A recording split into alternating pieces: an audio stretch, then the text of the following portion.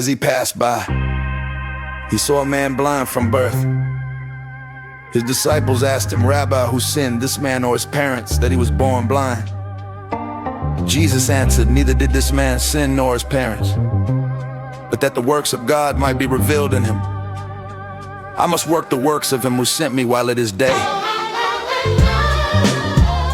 The night is coming when no one can work. While I am in the world, I am the light of the world." When he had said this, he spat on the ground, made mud with the saliva, anointed the blind man's eyes with the mud, and said to him, "Go, wash in the pool of Siloam," which means sent. So he went away, washed, and came back seeing. The neighbors therefore, and those who saw that he was blind before, said, "Isn't this he who sat and begged?" Others said, "It is he." Still others said, "He looks like him." He said, "I am he."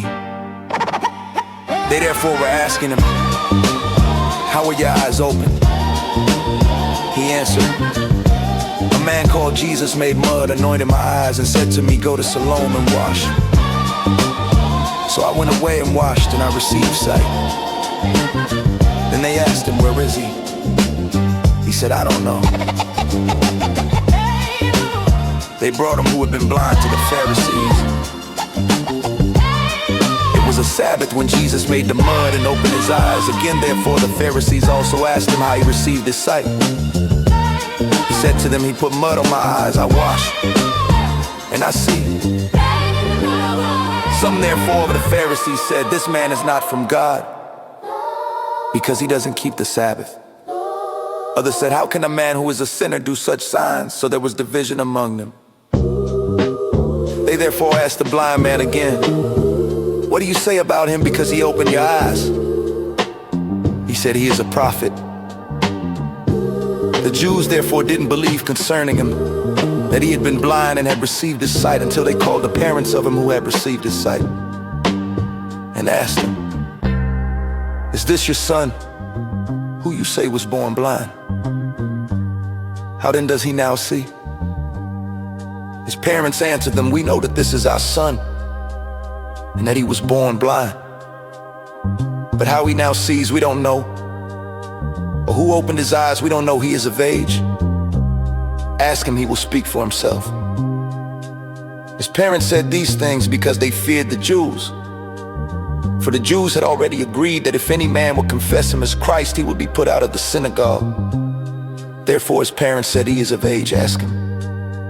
So they called the man who was blind a second time and said to him, "Give glory to God. We know that this man is a sinner."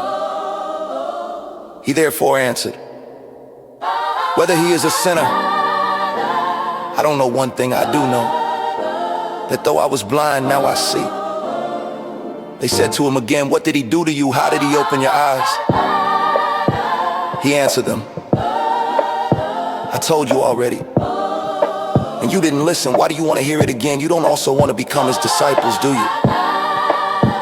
They insulted him and said, "You are his disciple, but we are disciples of Moses. We know that God has spoken to Moses, but as for this man, we don't know where he comes from." The man answered him, "How amazing! You don't know where he comes from, yet he opened my eyes. We know that God doesn't listen to sinners, but if anyone is a worshiper of God and does his will, he listens to him. Since the world began, it has never been heard of that anyone opened the eyes of someone born blind.